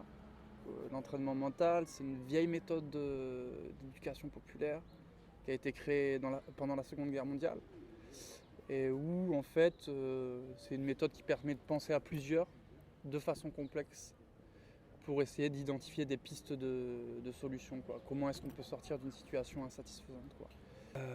Et donc on a expérimenté ça et puis on en a parlé un peu autour de nous et puis finalement on s'est retrouvé une dizaine de collectifs ou de fonctionnaires comme moi à se dire qu'on avait besoin d'endroits, tu vois, d'espace pour créer de l'intelligence, tu vois, collective et agir sur du concret, quoi. À partir de ça, c'est un collectif qui s'appelle Allez l'EM qui s'est créé sur Marseille. Et du coup, ce qui est intéressant, c'est qu'en fait, on a lancé ce collectif plus ou moins avec Chouf Chouf, l'association, et qu'après, on s'est plus ou moins retiré du truc. Moi, je suis parti en voyage, ils sont partis dans les Alpes. Et il y a d'autres personnes qui se sont emparées de la dynamique. Et, enfin, ça me semblait intéressant, tu vois, de parler de ce truc-là parce qu'en fait, c'est pas un truc qui m'appartient, c'est pas un truc qui appartient non plus à ceux plus ou moins qui ont initié l'initiative. C'est juste un truc qui existe et qui répond, tu vois, à des besoins. Mais concrètement, moi, mon constat, c'était on construit plus avec les associations. Et il y a besoin, tu vois, d'imaginer des nouvelles formes où on peut recréer de l'intelligence un petit peu, par exemple, autour de la vie associative, dans la collaboration, quoi.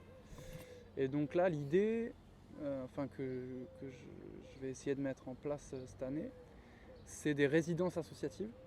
Donc en gros, moi, je vais dans une asso à raison d'une semaine, une journée, 2 journées par semaine pendant plusieurs mois, pour construire quelque chose et accompagner une assoce sur un projet qui relève de leur activité, quoi. En fait, moi j'ai dit, mes missions, elles m'appartiennent pas uniquement. Et donc j'ai mis mon contrat d'objectif, donc ça c'est le truc statutaire qu'on doit en débat avec des collègues, donc CEPJ, et des assos. Donc j'ai dit, bah allez-y, dites-moi, moi je veux changer radicalement de façon de bosser, et je vous propose de participer à ce truc-là. En fait, moi, mon constat, c'était j'ai plus envie de participer à la démobilisation, qui est quand même globalement la tendance actuelle dans les grosses institutions.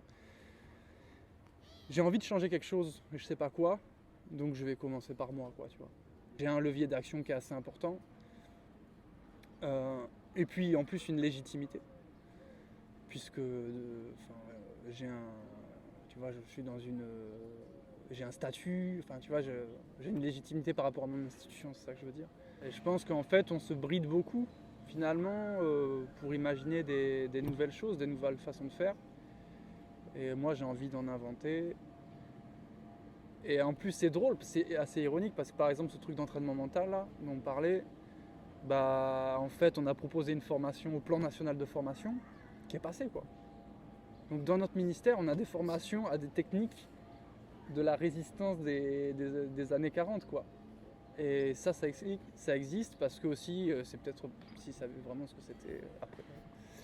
Et quand il y a du vide, il y a la possibilité de mettre des choses dedans quoi. J'ai l'impression qu'il y a eu un truc la conception un peu marxiste, tu vois, de la mobilisation, c'est-à-dire faire des revendications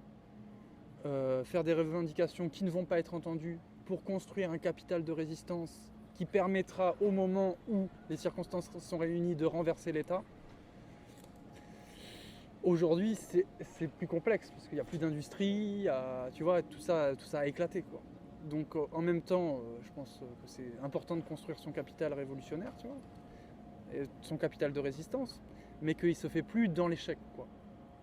Tu vois, tu parlais d'Alinsky tout à l'heure, et je pense qu'il y a un croisement à trouver, tu vois, entre ces deux siècles-là, enfin, et, Marx, Alinsky, et aujourd'hui, tu vois, un petit peu tout ce que tu parles, ce que tu évoques, les trucs colibri un peu, tu vois, tu fais ta petite part du boulot, quoi.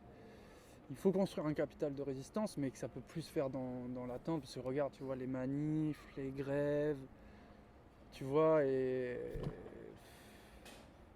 ça marche pas, quoi. Les tracts, sortes de tracts, non. Je pense qu'il faut essayer de bouger et de se faire des trucs concrets, tu vois, qui font évoluer à ton petit niveau, et surtout être très ouvert, continuer à se former, continuer à faire du lien en France, avec ton collègue de bureau, à l'étranger. Le Point de Bascule est une résidence d'artistes émergents et en marge, un espace pour associations citoyennes. La demande est claire et appelle un fonctionnement accordé, gratuité d'accueil et équipe d'accompagnement du lieu bénévole. 9 ans d'activité et de liberté, plus de 300 résidences d'artistes accueillis, soit plus de 1000 artistes pluridisciplinaires et une foultitude d'actions citoyennes avec rencontres, débats, projections, soirées de soutien. Plus de 1000 soirées proposées, 10 000 adhérents avec ce plaisir d'accueillir dans la simplicité et de proposer l'insolite, l'inattendu, parfois le nécessaire.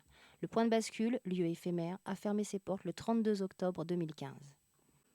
François Pecker est un entrepreneur de l'événementiel qui a saisi l'occasion de concilier engagement et activité professionnelle en rendant possible le projet collectif du Point de Bascule. Au travail le jour, bénévole la nuit, il a mené cette double vie pendant 10 ans jusqu'à dépasser le Point de Bascule lorsque le lieu a fait partie du paysage. Ayant labouré cette riche terre de rencontres, étant revenu quelque peu de certaines illusions, mais sans amertume aucune, ce grand échalas a donc tiré l'échelle et s'en va explorer d'autres horizons. Ici, on est dans le 6e, à Vauban, un peu en haut, quoi, sur les hauteurs de Marseille, et à 2 pas de l'ex-Point de Bascule, donc qui était rue Breteuil, là, pas très très loin d'ici. C'est encore tout frais en plus, parce qu'on a fermé le 32 octobre. On en a profité pour transformer, comme on a pris la place du 1er novembre, qui est le jour un peu des morts, donc on a décidé que le 32 octobre, c'était le jour des vivants. Hein, une fois dans l'histoire, c'est pas beaucoup. C'est un petit peu à l'image de ce qu'on a vécu pendant 10 ans. En fait, c'était une expérience assez incroyable. C'était un non-projet. Aujourd'hui, rétrospectivement, je me dis, c'est vraiment un drôle de truc parce qu'on nous a appris, on nous a formaté à raisonner que en termes de projet. Et alors ça, c'était un non-projet. C'est-à-dire, il y a eu un enchaînement de trucs. Là, ça a été le déclencheur, ça a été un collectif de plasticiens, des fadas, là, 7-8 jeunes fadas qui voulaient faire des trucs dans la rue, des installs, etc. Donc moi, j'étais un petit peu plus âgé qu'eux, on va dire. Donc j'ai un petit peu des points de repère en organisation d'événements parce que ça a été mon métier pendant 30 ans, de le faire de manière professionnelle. Donc je les ai chapeautés, c'est parti au quart de tour, je leur ai dit il faut trouver un local. On a trouvé un local de 500 mètres carrés là, au centre-ville, un endroit, quand on l'a vu, on est tombé, on a dit mais c'est incroyable cet endroit, c'est un endroit où on se demande ce qu'on pourrait ne pas faire, quoi. On peut tout faire là-dedans. Et donc, dégager de la notion de projet, hein, il n'y a pas de projet, donc on n'a pas de pression. On a ouvert, on a dit, ben voilà, on va faire c'est un lieu ouvert. La tonalité, c'était la créativité, représentée par le monde de la culture et de la création artistique, mais la créativité au sens large, et l'engagement. C'était les deux pôles qui nous intéressaient, nous. Et une fois qu'on a posé ça, on a été submergé de demandes de gens qui n'avaient pas un rond, bien entendu, et qui cherchaient un lieu qu'ils trouvaient accueillant pour dérouler des projets artistiques ou citoyens. Voilà. Donc ça a commencé comme ça, et ça a duré pendant 10 ans. Ça ressemble beaucoup aux gens qui donnent leur vie pour le faire vivre, en gros. Voilà, parce que ça demande un investissement. Ça commence à marcher quand on est légèrement au-dessus de 100% pas d'enthousiasme, mais d'énergie. Faut être à 110 minimum. C'est un minimum pour que ça marche. Voilà, en moyenne. Et donc les gens, ils vont dire, mais dans le genre, mais pour mettre 110%, c'est que ça doit être important. Donc déjà, on attire l'attention parce que ça a l'air important, vu qu'on est comme des fadas.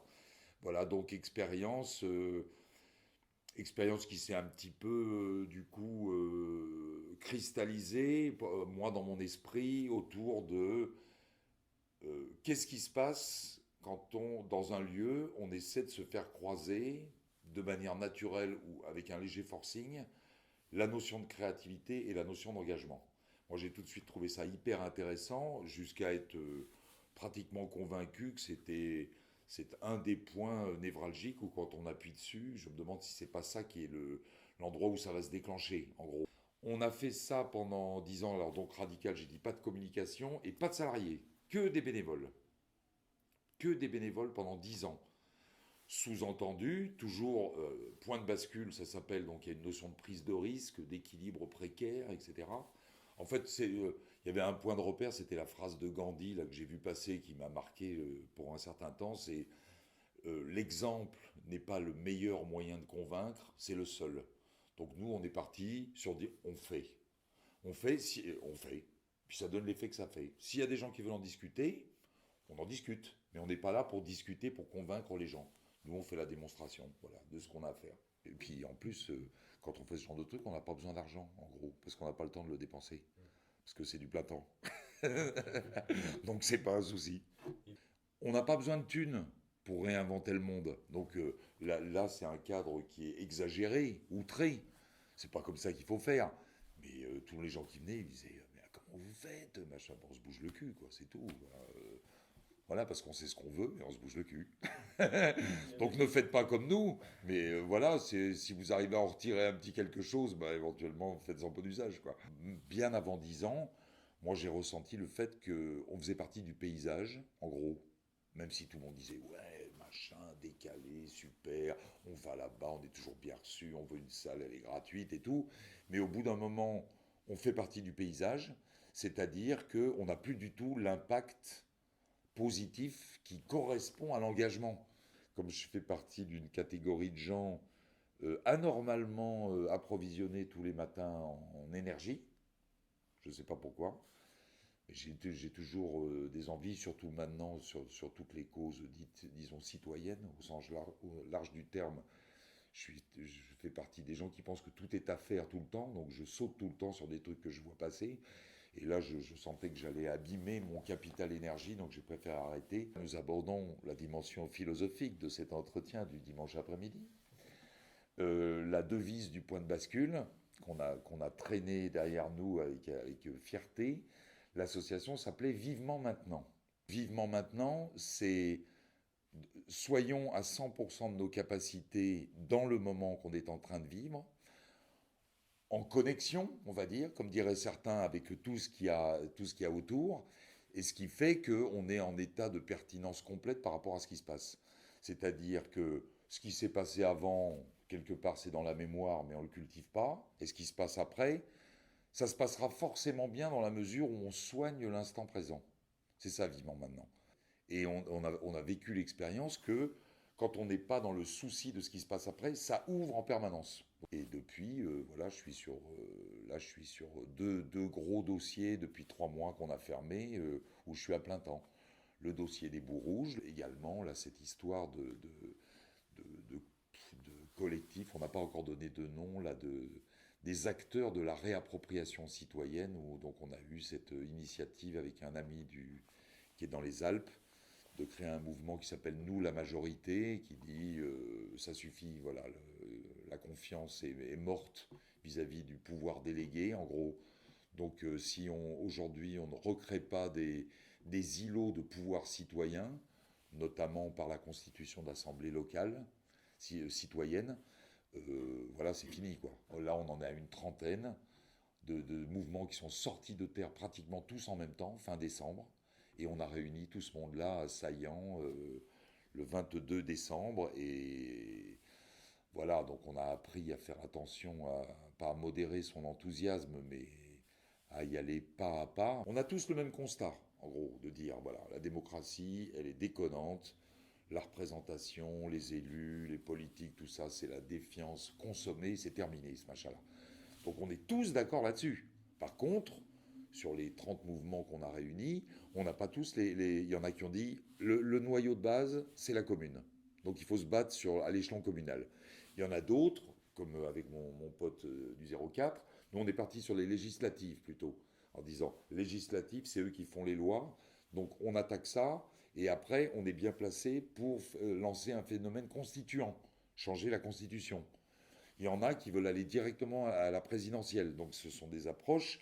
Tout le monde est d'accord sur le fait qu'il faut faire quelque chose, mais tout le monde n'a pas les mêmes moyens. Donc on se dit, on se réunit à 40. Par quel miracle on va tous sortir en disant, bah oui, on est d'accord, on le fait ensemble.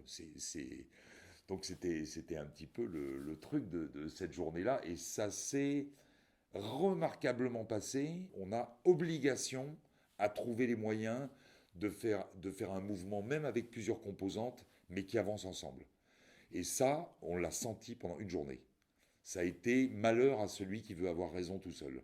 Il y a une panoplie qui a été posée sur la table avec des trucs un peu similaires, certains trucs pas contradictoires, mais où on se demande comment ça va vivre ensemble, des outils, Internet, opérationnels, on les prend, ça marche tout de suite. On est tombé sur des Ardéchois là, qui eux, dans un autre genre, ont inventé un super-héros justicier magnifique, bien rustique et tout, costume à 2 balles, le type il se balade dans les rues, il y a tout le monde qui fait « Oh, super châtaigne !» et tout, et le type il attaque les élus, ça marche le feu de Dieu, les élus répondent à super châtaigne dans les médias. Donc ils considèrent qu'il existe et tout. Enfin voilà, ça va être très difficile, mais on se dit que ça sera peut-être un petit peu moins difficile que d'habitude. Parce qu'il y a cette espèce de conscience qu'on n'a pas le droit. Ça, si on rate ça, si on n'arrive pas à faire chemin ensemble, on se dit que combien de temps va-t-il falloir attendre pour qu'il y ait de nouveau une cata où tout le monde dit « Ah non, mais cette fois-ci, c'est la bonne ». Vous connaissez le principe révolutionnaire, dès qu'on prend le pouvoir, il y a un certain nombre de décapitations pour les gens qui n'ont pas cru. Vous le savez, les gars, c'est à vous de voir. On ne décapite jamais avec plaisir. C'est pour nettoyer le terrain. Le temps des gens.